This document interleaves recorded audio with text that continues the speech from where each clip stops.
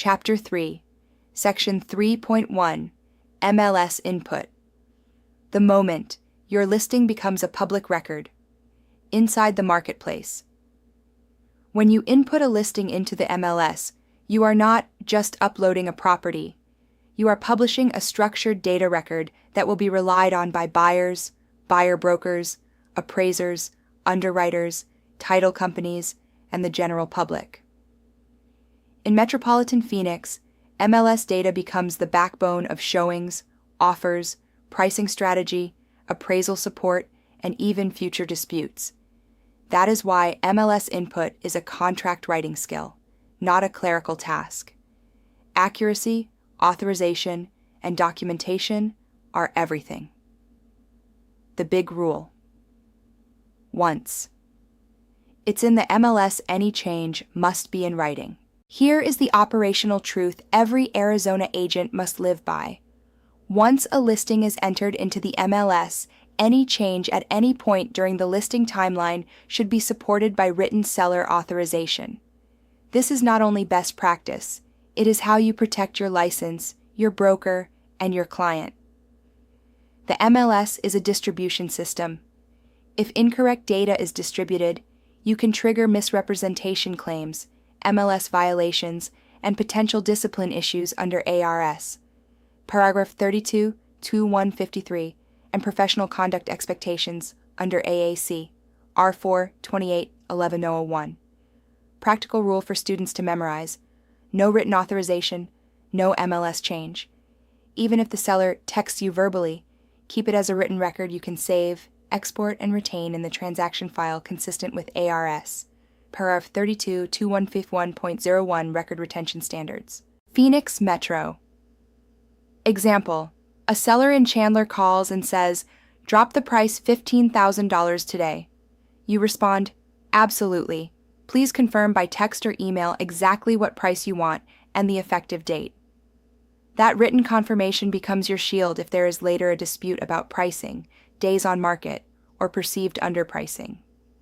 Why written change authorization matters. So much MLS changes affect real outcomes. A small mistake can become a big legal problem. Changes that commonly require written authorization include price changes, status changes, concessions, compensation fields, where applicable, showing instructions, private remarks that affect access, and marketing elections such as delayed or limited marketing. Under AAC R4 28 1103, broker supervision is real. Your designated broker expects the file to show why changes were made and who authorized them. Scottsdale. Example: a seller later claims, "I never approved you to market, coming soon," or "I never approved that price reduction."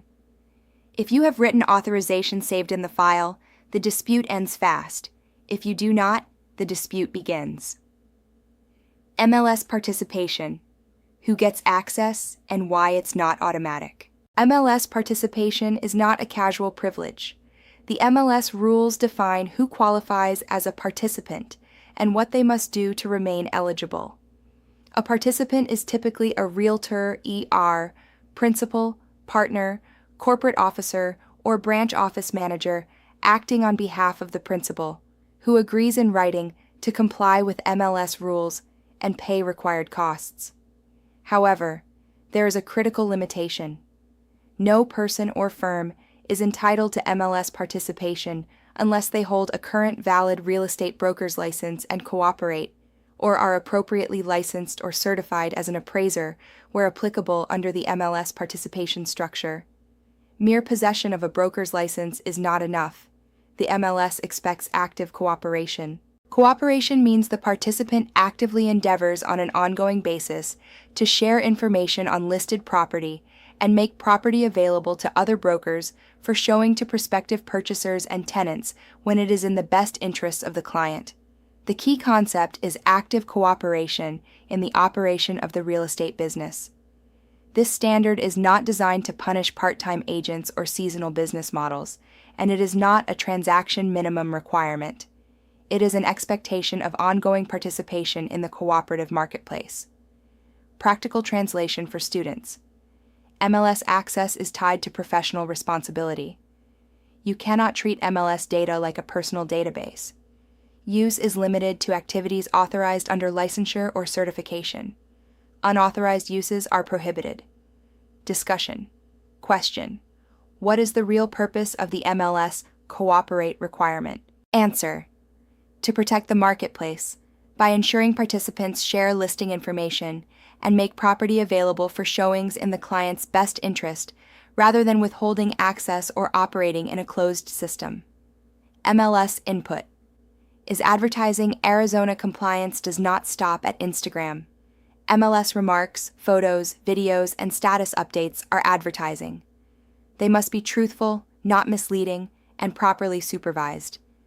This connects directly to professional conduct and advertising standards under AAC, R4-28502, and R4-28-1101. In other words, your MLS input is part of your regulated professional communication. Tempe example: if you write new roof in MLS, but the roof is only repaired, that is not a harmless exaggeration.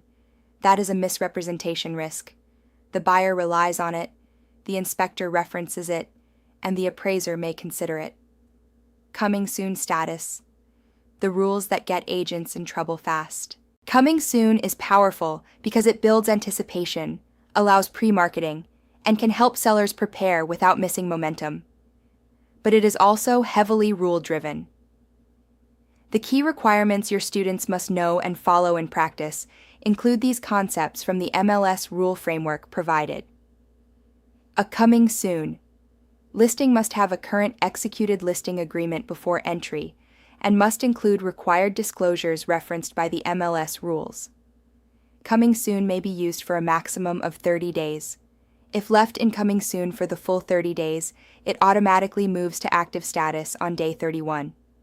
Once a listing has moved out of coming soon into another status, it cannot be placed back into coming soon. A premises may only be in coming soon for 30 of every 45 calendar days. Photo requirements may be relaxed during coming soon status, but if photos are included, they must comply with photo use rules. Phoenix Metro. Example. A seller in Gilbert wants coming soon for 45 days while they remodel the kitchen. You must coach them. Coming soon has a maximum window and automatic status rules. If you need longer, we should consider not entering until ready, or we use a documented delayed marketing election, depending on your strategy and MLS rules. This is where written authorization matters again. Coming soon is a strategic marketing choice. Document the seller's election in writing and retain it. Discussion. Question. Why do MLS systems limit coming soon to defined time periods? Answer. To prevent artificial market manipulation, protect transparency, and ensure listings transition to full exposure rather than staying indefinitely in a restricted visibility state. MLS input. Fields. What students must treat like legal facts. Your MLS input screen is not just data entry. Many fields are treated as factual representations. In Phoenix Metro, the most sensitive categories include address accuracy, ownership type, listing type, list price, list date, on-market date, expiration date, dwelling type, square footage source, year built, lot size source, pool, HOA, flood zone, occupancy, disclosures like lead-based paint, and special conditions like probate, relocation, corporate approval, short sale, or auction. The rule you teach students: if you cannot verify it, do not guess it. If it is a seller-provided fact, document the source. If it is from the assessor, use the assessor and label the source. If it is from the builder, label builder. The source of SQF field exists for a reason. Mesa example. A listing shows 1,050 square feet in MLS owner source, but assessor shows 1,520. A buyer later claims misrepresentation after appraisal. Your best defense is accurate sourcing, careful wording, and documentation of seller-provided information. The status timeline strategy. How MLS choices affect contract writing. MLS status changes impact, showing volume, buyer urgency, offer leverage, and days on market metrics. The listing agreement already told us that public marketing triggers MLS timing requirements and that MLS status must be maintained correctly. Now we add the practical lesson: every status change should be tied to a written seller instruction and saved in the file. Common status changes requiring written instruction include price changes, going active, moving to pending, accepting backup offers, shifting showing restrictions, and adjustments to remarks that affect buyer perception. Scottsdale. Example: seller asks you to change remarks to cash only due to condition. That change impacts financing options and buyer pool. Get it in writing and keep it. How to implement this like a pro. A simple MLS change control workflow. Use this repeatable workflow so you never get caught without documentation. Step 1. Seller instruction in writing. Either email or text that clearly states the requested change and effective date.